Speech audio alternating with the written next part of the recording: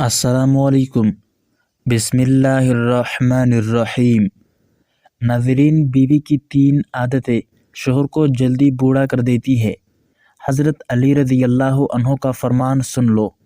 नाज़रीन, आज हम आपको बताने वाले हैं कि बीवी की 3 बातें शोहर को जल्दी बूढ़ा कर देती है।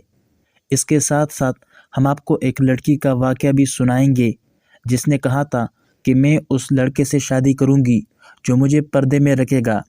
एक लड़के ने ये शर्त मान ली और उन दोनों की शादी हो गई।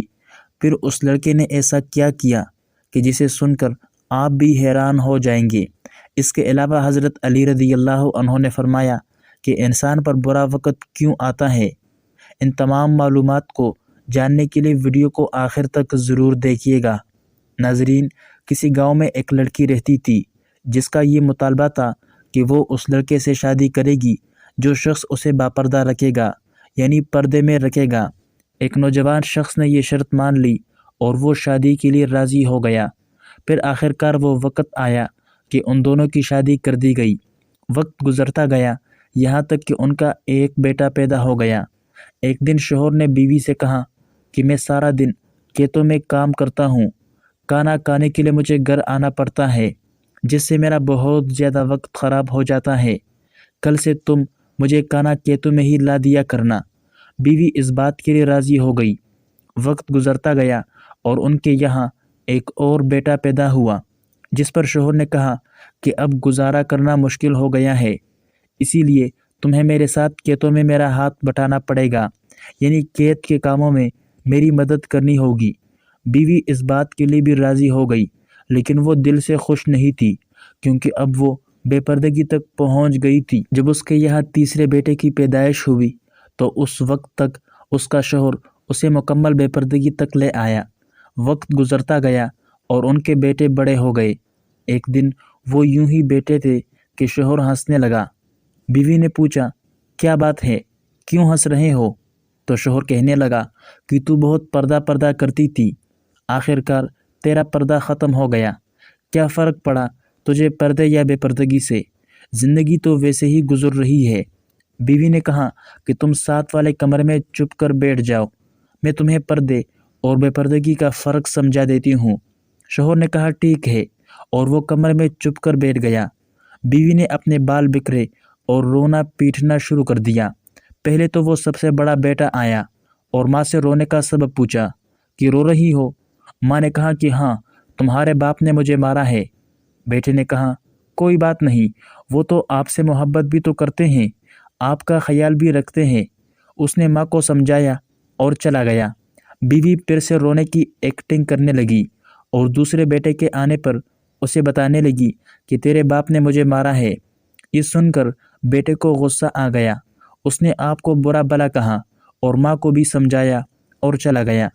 इसके बाद घर में तीसरा बेटा भी दाखिल हो गया तो बीवी फिर से रोने लगी। छोटे बेटे ने माँ से रोने का सबब पूछा तो उसने बताया कि तुम्हारे बाप ने मुझे मारा है।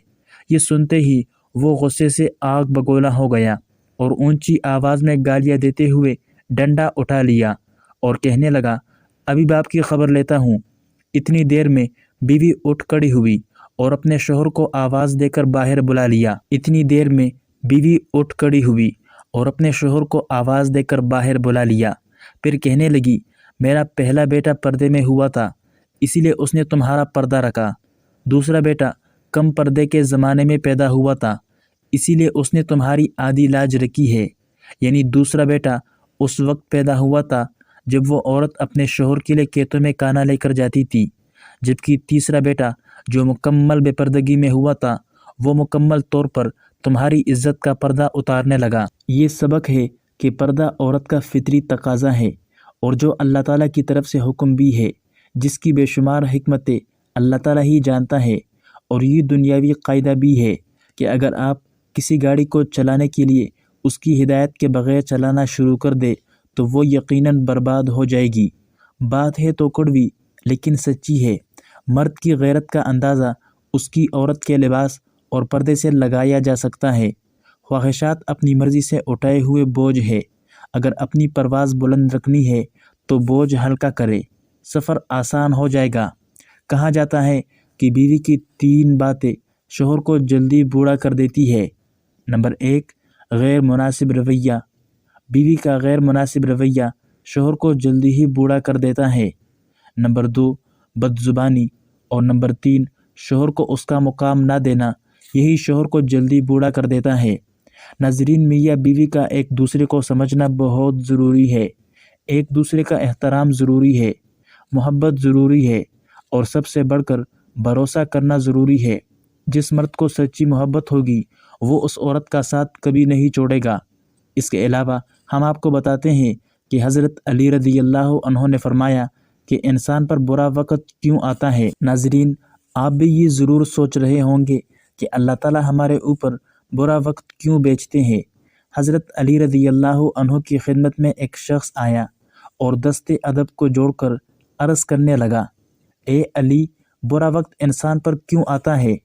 تو حضرت علی رضی اللہ عنہ نے فرمایا، اے شخص، برا وقت انسان کے غلط فیصلوں اور غلط عادتوں کی وجہ سے آتا ہے، لیکن جب برا وقت آتا ہے تو اپنے ساتھ اللہ تعالیٰ کا تحفہ لے کر آتا ہے۔ تو وہ شخص کہنے لگا، یا علی، برا وقت اپنے ساتھ اللہ تعالیٰ کا تحفہ کیسے لاتا ہے؟ جب بات یہاں تک آ پہنچی تو حضرت علی رضی اللہ عنہ نے فرمایا، یاد رکھنا، برا وقت اللہ تعالیٰ کی طرف سے انسانوں کے لیے پہچان کا آئینہ ہے۔ انسان خوشحال ہوتے ہیں، خوش ہوتے ہیں تو ان کے ارد گرد اپنے میں چھپے گئے غیر اور غیروں میں چھپے اپنے اسے کبھی نظر نہیں آتے، لیکن وقت جب بدلنے لگتا ہے تو انسان کے چہرے سے نقاب اترنے لگتے ہیں۔ میں نے حضور پاک صلی اللہ علیہ وآلہ وسلم سے سنا کہ جب برا وقت آتا ہے تو انسان کے دوست اور رشتہ داروں کے چہرے سے نقاب اتر جاتا ہے تاکہ انسان اسے پہچان لے، اور جب اچھا وقت آتا ہے تو انسان کے خود کے چہرے سے نقاب اتر جاتا ہے تاکہ زمانہ اسے پہچان لے۔ برا وقت سبھی پر آتا ہے، کوئی بکر جاتا ہے، کوئی نکر جاتا ہے۔ وقت کا تعلق ہر انسان سے ہے۔ اگر ہم وقت کو انسان کا دوسرا روپ کہیں تو یہ غلط نہیں ہوگا۔ بے شک وقت اسی طرح سے ہی گزرنا ہے جیسا انسان اسے گزارتا ہے، اور آنے والے وقت میں انسان اپنے گزرے ہوئے وقت سے پہچانا جاتا ہے۔ ہر انسان پر ہر طرح کا وقت آتا ہے، اچھا بھی اور برا بھی، لیکن برا وقت انسان کی سوچ اور عمل پہ بہت گہرے اثرات چھوڑ جاتا ہے، جو اچھے بھی ہو سکتے ہیں اور برے بھی۔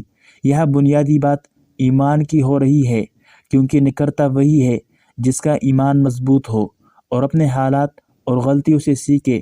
بے شک ایمان بہت بڑی طاقت ہے اور یہی ہمیں اچھے برے وقت میں رہنمائی کرتا ہے۔